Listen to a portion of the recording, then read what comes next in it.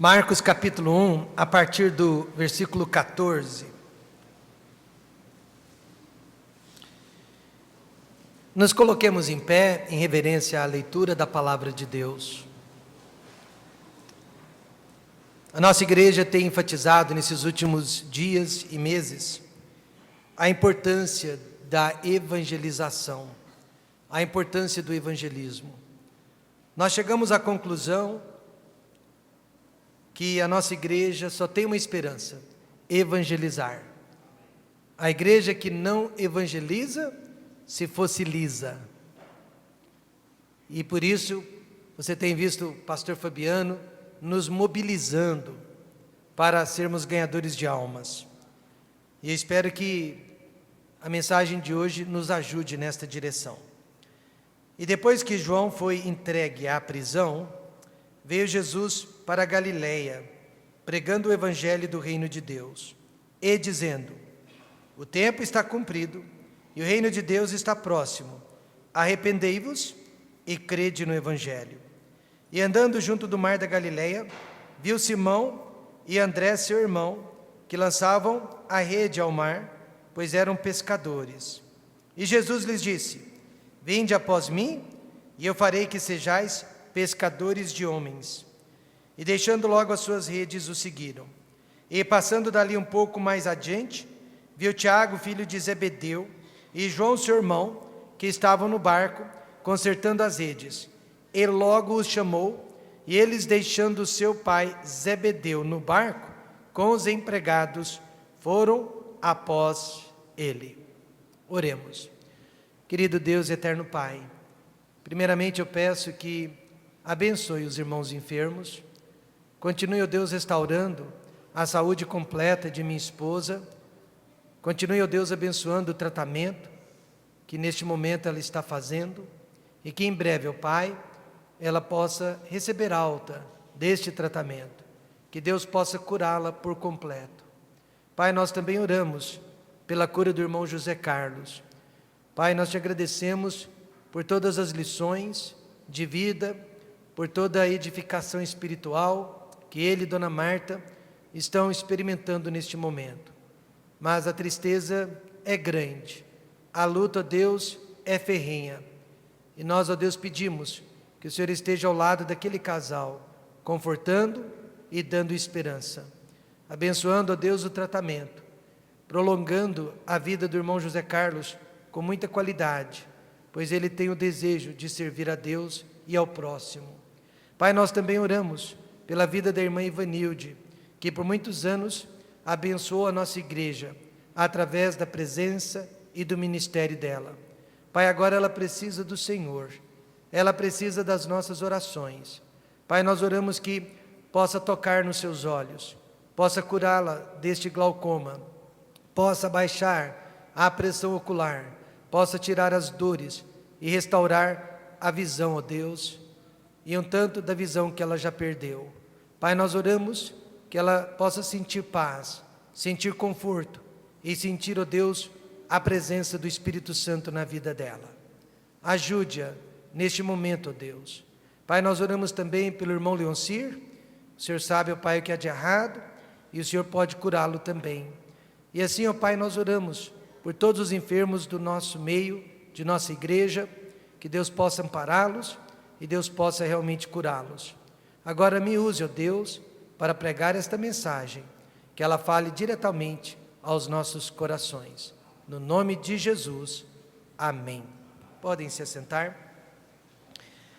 Jesus, ele tinha acabado de orar e jejuar por 40 dias e 40 noites no deserto, antes de escolher um grupo de 12 homens, um grupo seleto de pessoas, que iria revolucionar o mundo daqueles dias, e por que não dizer, até o mundo de hoje. Até hoje, esses homens estão revolucionando o nosso mundo. Eles já conseguiram revolucionar a minha vida, e eu sei que eles estão, através de seus escritos e de sua história, revolucionando a vida de cada um de nós. Jesus só foi para a Galileia porque ele ouviu dizer que João Batista havia sido preso. Pior ainda, ele havia sido morto. E quando João Batista morreu, ele deixou um enorme vazio, ele deixou um vácuo tremendo. E Jesus então, mais que depressa, tentou preencher aquele vazio, escolhendo verdadeiros homens de Deus, para que pudessem ocupar aquele espaço que João Batista havia deixado. Irmãos, essa é a história do nosso Deus. Todas as vezes que o mundo consegue abater um herói da fé, Deus logo levanta outros heróis da fé para substituir aquele que foi embora. Mas uma coisa é certa, Deus nunca fica sem testemunhas, amém? Entra geração, sai geração, Deus sempre levanta homens e mulheres que vão representá-lo e que vão realizar a obra tão importante que ele deixou para a igreja. Você deve conhecer o meu sogro, o pastor Thomas Larry Gilmer. Ele, por exemplo, cresceu numa época em que havia muitos e muitos homens de Deus dedicados, fiéis, honrados e muito evangelistas.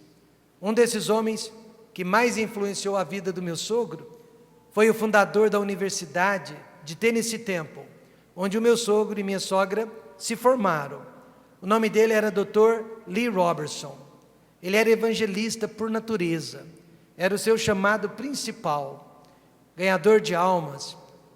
Ele conseguiu, através do seu exemplo, influenciar milhares e milhares e milhares de jovens, que se tornaram pastores, missionários, missionárias, esposas de pastores, e muitos deles, na década de 60 e 70, vieram para o Brasil, pregar o Evangelho para o nosso povo, e estabelecer igrejas batistas tradicionais históricas como a nossa. E eu achei tão interessante, uma vez eu encontrei o Dr. Lee Robertson, ele já tinha mais de 90 anos de idade, e eu disse para ele, eu sou genro do Thomas Gilmer. Naquela hora os olhos daquele pregador brilharam, e ele disse, o Thomas, ele é o meu pregador mirim. Uma expressão carinhosa, né? Preacher boy. Ele é o meu pregador mirim. Então ele ainda via o meu sogro como um jovenzinho. Ainda o via como um de seus filhos, como um de seus discípulos. O Dr. Robertson já morreu, mas com certeza ele deixou milhares e milhares de substitutos como o pastor Thomas para continuar o ministério de evangelismo que ele havia começado. No caso de João Batista, há mais de 2000 anos, Jesus precisou chamar pelo menos 12 homens para que tentassem substituir João o Batista. E eu acho que dentre os 12 homens, o mais parecido com João foi o apóstolo Pedro. Destemido, corajoso, mas nem mesmo Pedro sozinho conseguia calçar os sapatos de João Batista. Por quê? João era a voz do deserto, João era o bandeirante de Jesus Cristo, João era o profeta da verdade. João, ele parecia uma pessoa insubstituível, mas não era, como eu não sou, nenhum de nós é, mas às vezes Deus precisa de mais de uma pessoa para substituir aquela que se foi. E assim também, Deus não irá chamar, na minha opinião, apenas um homem para eventualmente substituir o meu sogro, que para mim é um dos melhores ganhadores de almas que eu já vi durante o meu tempo de vida, mas ele vai precisar chamar vários homens, várias pessoas, porque Thomas Gilmer só existe um. Mas, irmãos, o que nos impede, eu e você, como igreja, como crentes, o que nos impede de atendermos e obedecermos ao chamado de Jesus Cristo, como o pastor Thomas e dona Linda obedeceram no ano de 1966, deixando o país de origem deles e vindo para o nosso país pregar a palavra de Deus. O que nos impede de também aceitarmos este desafio? 3 razões que eu quero compartilhar com você nesta manhã, que nos atrapalham na obra de evangelismo. A primeira delas, não compreendemos o objetivo do chamado de Deus. Às vezes nós ouvimos, mas não entendemos. Às vezes nós até achamos que é razoável que Cristo nos chame para sermos ganhadores de almas, mas por que nós não sabemos? A segunda razão, não compreendemos a urgência deste chamado. Nós nunca paramos para pensar na realidade do inferno e na brevidade da vida. E finalmente não compreendemos o amor deste chamado, o sacrifício por detrás deste chamado. Em primeiro lugar, não compreendemos o objetivo do chamado de Cristo. Ele disse no verso 17: vinde após mim, e eu farei que sejais pescadores de homens. O objetivo não é ficarmos ricos. Caso contrário, eu teria seguido a minha profissão de bancário, o meu sogro teria seguido a carreira de empresário, para a qual ele também tem muitos talentos. Eu quero que você saiba que no ministério ninguém fica rico. Eu nunca vou ficar rico no ministério. Pastor Fabiano, pastor Silval, jamais ficarão ricos no ministério, e nós sabemos disso. Alguém me disse essa semana: pastor, eu sei que o senhor dá mais de 10% de dízimo. Eu disse para ele: é minha obrigação dar 100%, porque todo o dinheiro que vem nas minhas mãos é dinheiro de ministério. Nenhum centavo é meu. Se eu estou dando 90%, eu não estou devolvendo nada. Na verdade, é tudo de Deus. Talvez você que seja um empregado, um empresário, você não pense como eu, mas eu não tenho como pensar diferente. Todos os fundos que passam pelas minhas mãos vêm de igrejas, vêm do povo de Deus, portanto, eu não posso ficar rico com esse dinheiro. Esse dinheiro tem que passar por mim e imediatamente ser usado para a glória de Deus. Aí Deus permite com que eu use um pouco desse dinheiro para a minha manutenção, para a minha família, mas certamente eu não posso ficar rico com esse dinheiro. Quantos estão entendendo isso? Não ficamos ricos no ministério, não é possível. Então o objetivo não é ficarmos ricos. O objetivo também não é construir prédios, ainda que os prédios sejam muito importantes para a execução, manutenção da obra de Deus. Mas você já parou para pensar que prédios vazios não têm utilidade alguma para Deus? Já parou para pensar que esses prédios vazios não têm vida? O objetivo, irmãos, é um só: salvar vidas, é construir pessoas. Deus chama homens para conquistar homens. Deus chama homens para edificar homens. E Deus chama homens para abençoar homens. Certa vez, uma esposa de pastor, muito decepcionada com a igreja, decepcionada com a apatia espiritual dos irmãos, ela disse que preferia trabalhar com cachorrinhos do que trabalhar com seres humanos. Mas na hora eu respondi que Jesus Cristo não morreu por cachorrinhos, por mais bonitinhos que sejam. Jesus Cristo morreu pelos homens. Jesus Cristo morreu por nós, pecadores.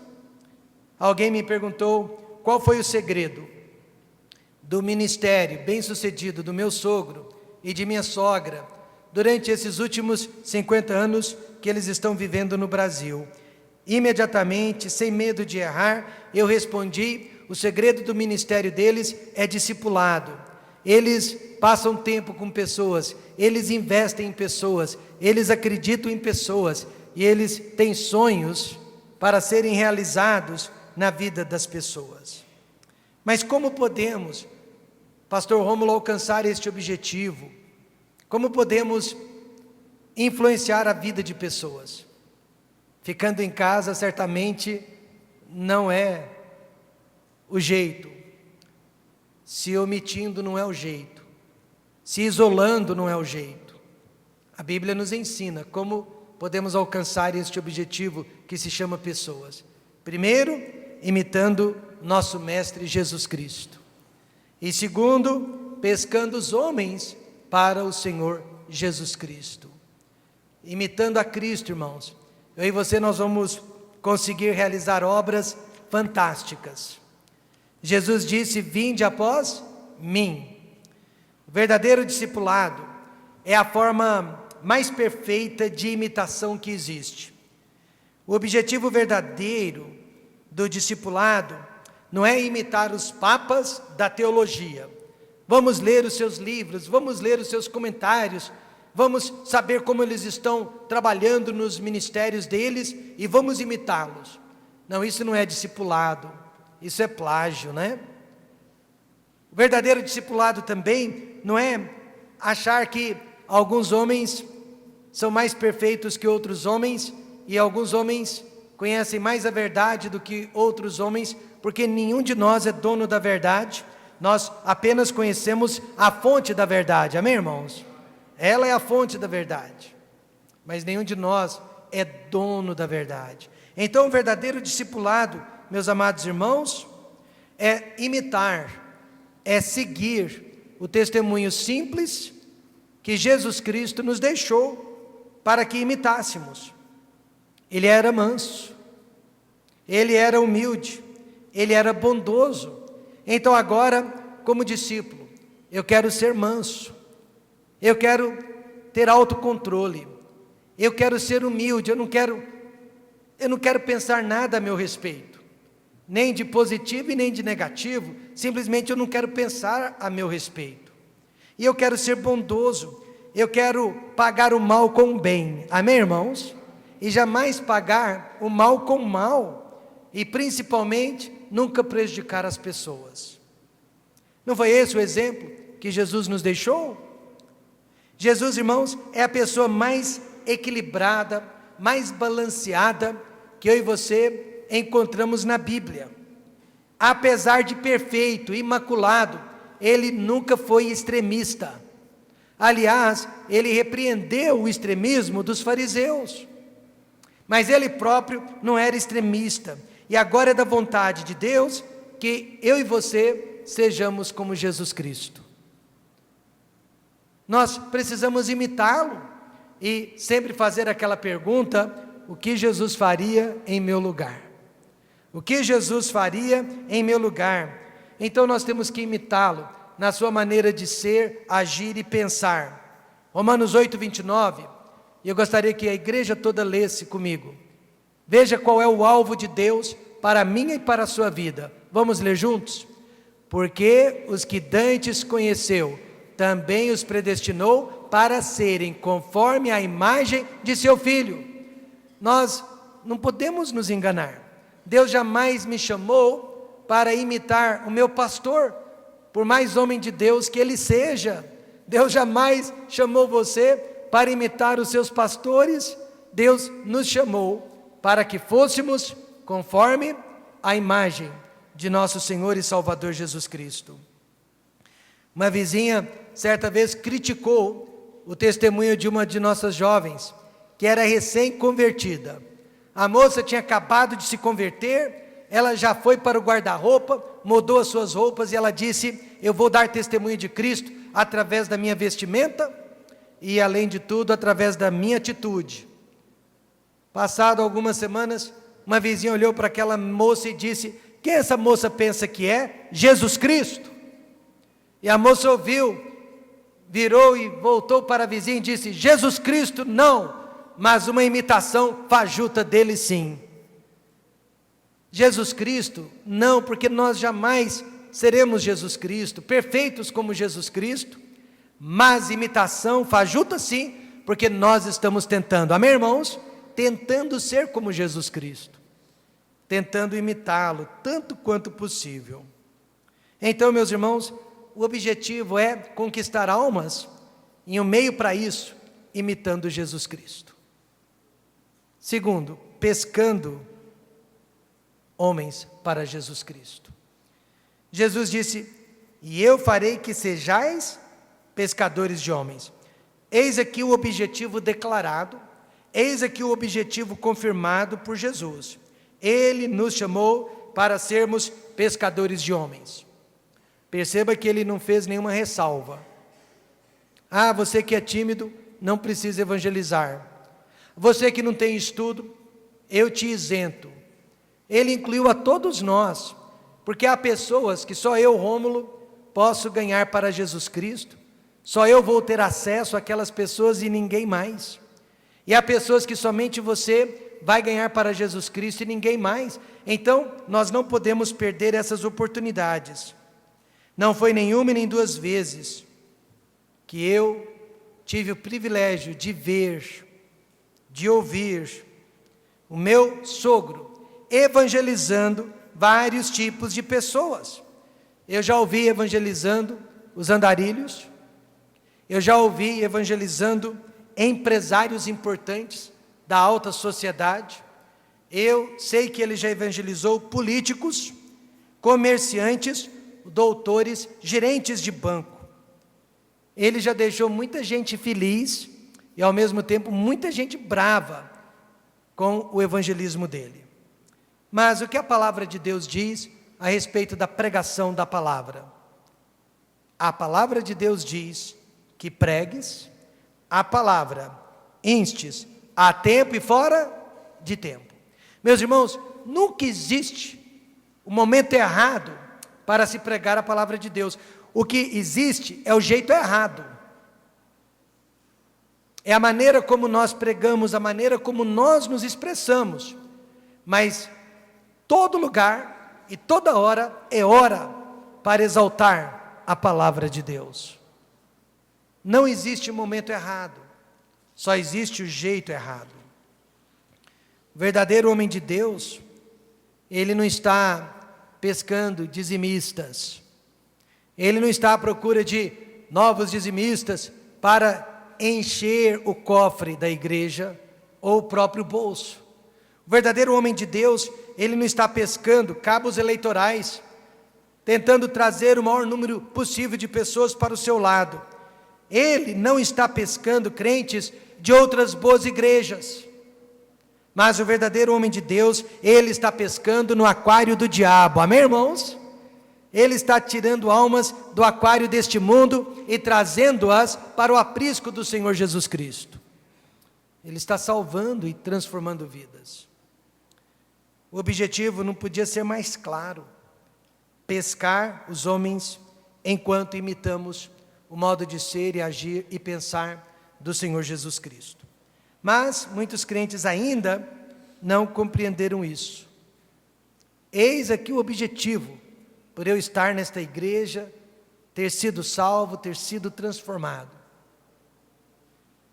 Pescador, ganhador de almas. Em segundo lugar, não compreendemos a urgência do chamado. Jesus deixou tão claro: o tempo está cumprido e o reino de Deus está próximo. Arrependei-vos e crede no Evangelho. O tempo está cumprido. Se refere literalmente à presença do Messias, tão desejado, tão almejado no Velho Testamento, agora ali entre eles, em carne e osso, em pessoa. Jesus disse: o tempo está o quê? Cumprido. O Messias veio. O Messias habitou entre nós. O Messias cumpriu a sua missão entre os homens. Aí ele disse: e o reino de Deus está próximo. Se refere à presença de Jesus Cristo dentro do nosso coração. Por isso ele disse: o meu reino não é deste mundo. Amém, irmãos? O reino de Deus é dentro do nosso coração. É a presença espiritual de Jesus Cristo dentro dos salvos. Quantos fazem parte então deste reino? Digo amém. É a presença de Jesus dentro dos nossos corações. Porém, este reino depende da nossa conversão.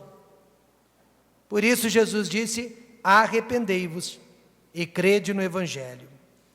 Mas o que há de tão urgente nesta chamada Por que eu não posso esperar mais alguns dias, mais algumas semanas e mais alguns anos para me tornar este ganhador de almas, este evangelista? Os dois elementos essenciais para a salvação de qualquer pessoa. Ou seja, ninguém jamais pode ser salvo sem esses dois elementos. São eles, fé e arrependimento de pecados. Veja, em primeiro lugar, fé no quê? No Evangelho. E a palavra Evangelho significa boas novas, boas notícias. É a notícia de que Jesus Cristo, Filho de Deus, deixou a glória, encarnou-se homem e Ele morreu pelos nossos pecados. Por todos os nossos pecados, os de ontem, os de hoje, infelizmente os de amanhã. E Ele pagou por todos os nossos pecados, e Ele foi sepultado, porque Ele morreu, mas 3 dias depois, Ele ressuscitou dentre os mortos, e agora Ele é um Salvador vivo. E este Evangelho, essas boas notícias, quando chegam aos ouvidos, transforma, amém, irmãos? E salva o pecador perdido. Nós não estamos aqui para pregar igreja, pregar religião, mas pregar o Evangelho. Pessoas podem crer na igreja, podem crer na religião, mas elas só serão salvas crendo no Evangelho. Apesar de que há 1001 religiões no mundo, e nós respeitamos todas elas, nós toleramos todas elas, há apenas uma salvação, amém, irmãos? Pode haver 1001 religião no mundo, 1001 igreja, mas salvação só existe uma, e a salvação é Jesus Cristo. Por isso, eu nunca discuto religião, eu discuto salvação. Eu nunca falo mal da religião das pessoas, eu nunca argumento contra ou a favor da religião das pessoas. Eu quero falar de Jesus Cristo, porque Ele é a verdade, conhecereis a verdade vos libertará. Não adianta querer libertar as pessoas antes delas conhecerem Jesus Cristo. Aliás, até hoje eu estou sendo libertado de ideias preconcebidas que eu tinha antes de ter sido salvo. Primeiramente, fé no Evangelho. Jesus mesmo disse: eu sou o caminho, e a verdade e a vida. Ninguém vem ao Pai, senão por mim. Certa vez eu testifiquei para um casal de idosos que desprezava os evangélicos. Eles tinham apatia contra os evangélicos. Mas depois de meia hora, aquele casalzinho de idosos estava ali encurvados, porque não podiam se ajoelhar, devido à idade, com os olhinhos fechados, recebendo Jesus Cristo como Senhor e Salvador. O filho deles, que era evangélico, me procurou e disse: pastor, como que o irmão conseguiu? Meus pais jamais dão atenção a um evangélico, muito menos a um pastor.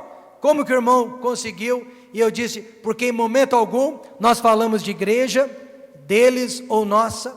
Em momento algum nós falamos de religião, deles ou nossa. Mas nós só falamos de Jesus Cristo. E nenhuma religião no mundo pode negar: Jesus Cristo faz a diferença. E eles gostaram tanto do que ouviram a respeito de Jesus, que o receberam naquela manhã. E mais tarde, o pai veio a falecer. O segundo elemento essencial para que uma pessoa seja salva é arrependimento. Arrependimento de pecados. Você sabe que no mês de junho deste ano, um rapaz muçulmano radical, ele conseguiu matar 50 pessoas, numa boate de gays, de homossexuais, na cidade de Orlando, na Flórida. Ele deixou mais de 53 pessoas feridas, mas ele conseguiu tirar a vida de 50. E ele só foi parado depois que os policiais tiraram a vida dele também. Mas ele não parava de atirar. Ele tinha uma metralhadora semiautomática, se eu não me engano, e aquela arma não parava de disparar. E ele disparava e disparava. tirando a vida daquelas pessoas. Infelizmente, depois daquela tragédia, nossos ouvidos ouviram pessoas que se chamam de cristãs, dizendo: bem feito. Eles receberam o que mereciam, pois quem mandou aquelas pessoas frequentarem uma boate para gays? Elas estavam no lugar errado e fazendo coisas erradas. Bem feito. Você consegue imaginar Jesus Cristo dizendo algo assim? Você consegue imaginar Jesus dizendo: bem feito? Quem mandou estar naquele lugar? O Jesus da Bíblia não diria isso. Aliás, nos dias dele também, houve uma tragédia semelhante à da cidade de Orlando.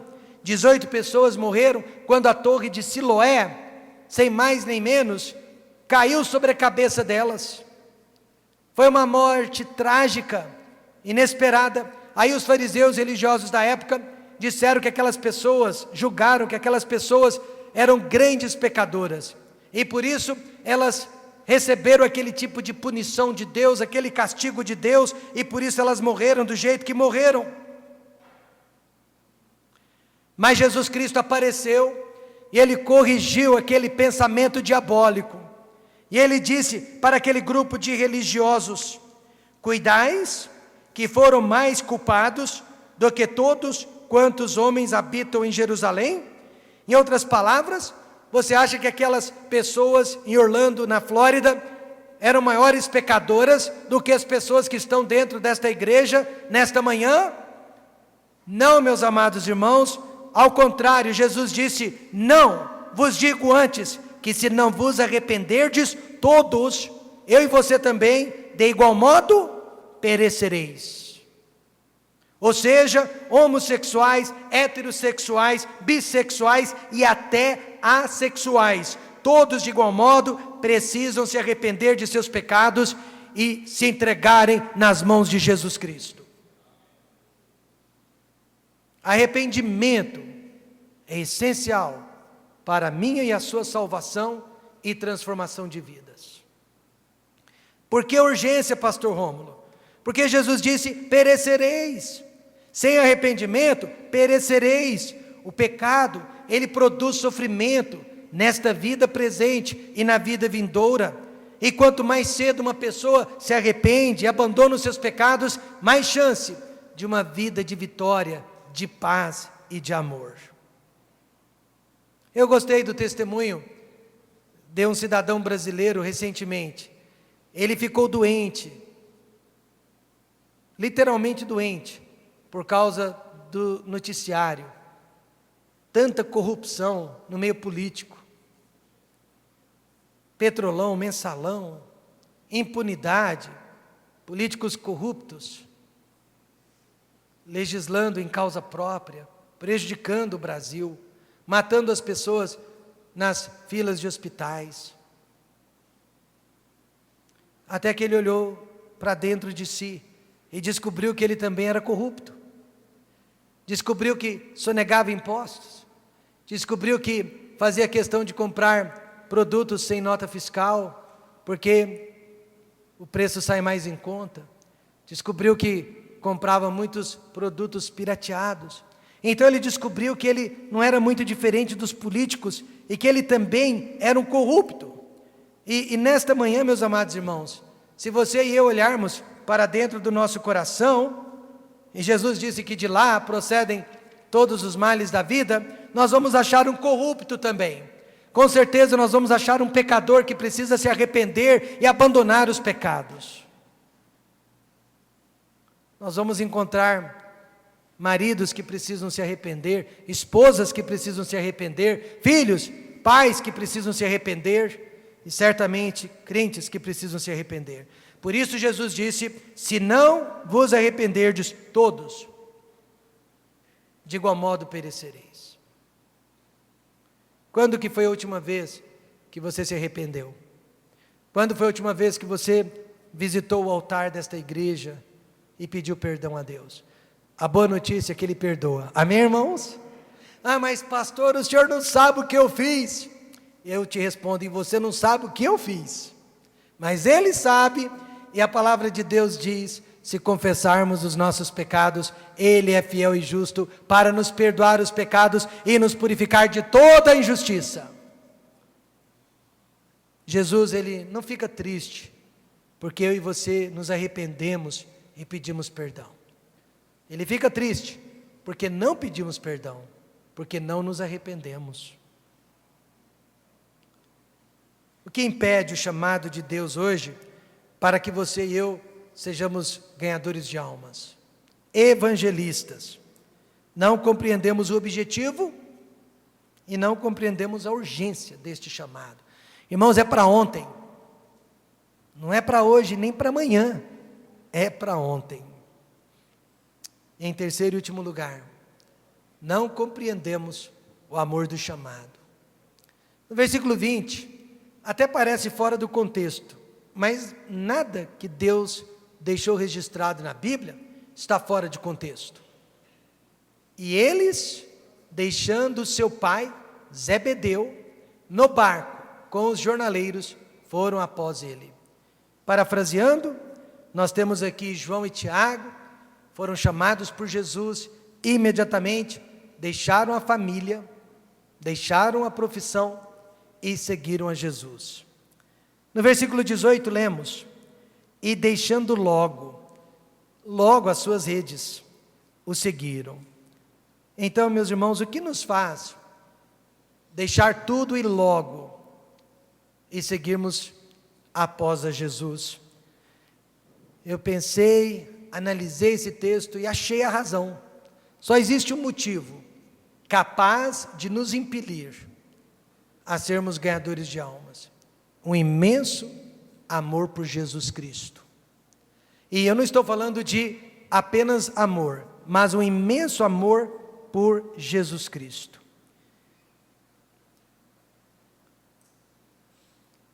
Eles deixaram os pais, eles deixaram a família.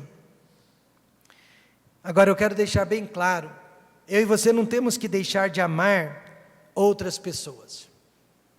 Se Jesus dissesse que eu teria que deixar de amar a minha esposa ou as minhas filhas para servi-lo, eu creio que Ele estaria pedindo algo impossível de mim. Ele nunca disse que nós temos que deixar de amar essas pessoas, mas o que Ele ensina é que nós temos que amá-lo mais do que a essas pessoas. Quantos estão entendendo isso? Nós temos que amá-lo muito mais do que essas pessoas. Ele perguntou para Pedro: Pedro, amas-me mais do que estes? Jesus não perguntou: Pedro, você ama apenas a mim? Jesus perguntou: se me amas mais do que estes. Então, nesta manhã, Ele não pergunta: Rômulo, você ama somente a mim e a mais ninguém? E eu teria que dizer: não consigo, Jesus. Não consigo. Eu sou pai. Como que o Senhor me pede uma coisa dessas? Ele não me pediu isso, mas Ele me pediu para amá-lo mais do que a estes. E eu acredito piamente que hoje você e eu não ganhamos mais almas, porque não amamos mais do que outras pessoas.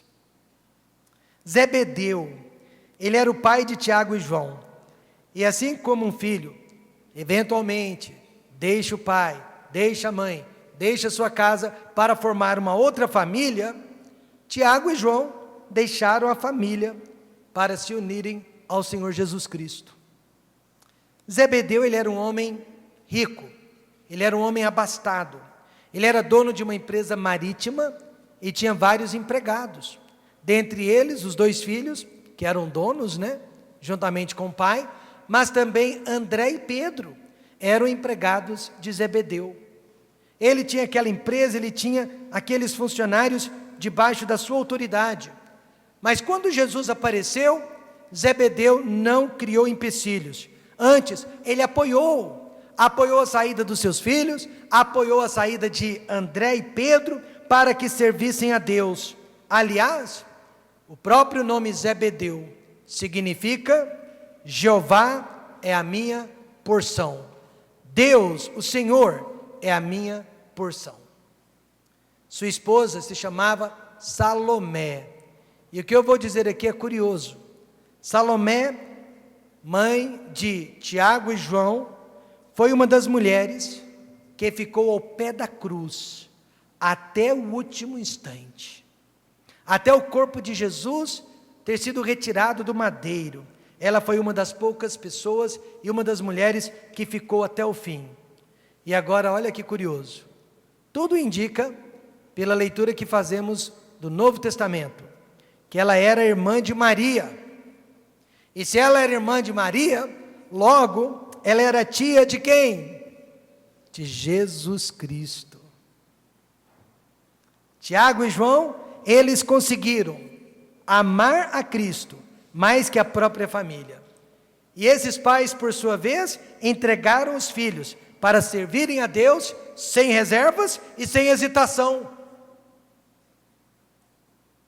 Abriram mão dos filhos para que seguissem a Deus. Mas, em segundo lugar, amor pela profissão. Quantos aqui amam a profissão que têm?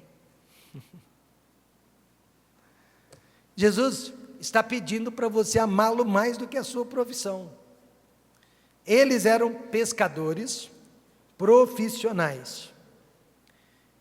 Tanto amavam a profissão, que quando Jesus morreu e eles perderam a esperança, todos eles, sem exceção, voltaram para o barco, porque era tudo que eles sabiam fazer, voltaram para o barco.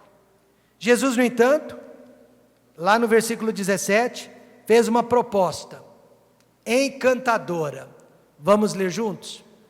Vinde após mim, e eu farei que sejais pescadores de homens. Que proposta, mas para homens que amavam a profissão deles. Agora preste atenção. Quantos aqui são advogados? Se coloquem em pé, por favor. Se Jesus estivesse falando com vocês, advogados, ele teria dito: vinde após mim, e eu farei que sejais defensores de homens. Amém? Ele estaria usando a sua profissão, mas com o mesmo objetivo, glorificar a Deus. Quantos aqui são médicos ou trabalham na área de saúde? Se coloquem em pé, por favor. Isso. Sabe que Jesus estaria falando para vocês nesta manhã? Ele estaria dizendo: vinde após mim, e eu vos farei curadores de homens. Amém, irmãos? Em outras palavras, me amem mais que a profissão de vocês. Então ele pode nesta manhã pegar qualquer profissão que seja, qualquer profissional que seja, e transformá-lo em um ganhador de almas perdidas. Esta é a ideia.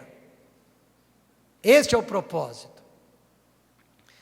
Não foi nada fácil, né?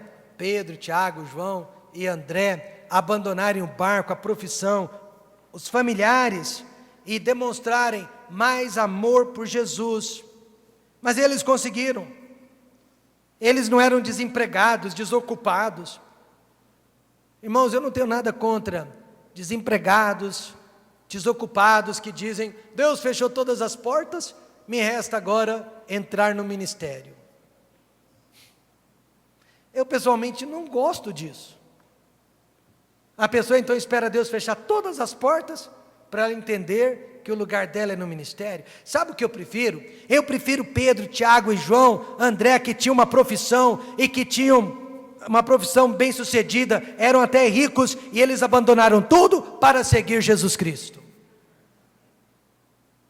Eu próprio, com 22, 23 anos de idade, eu tinha uma profissão e um futuro promissor no Banco Real S.A., onde eu trabalhava.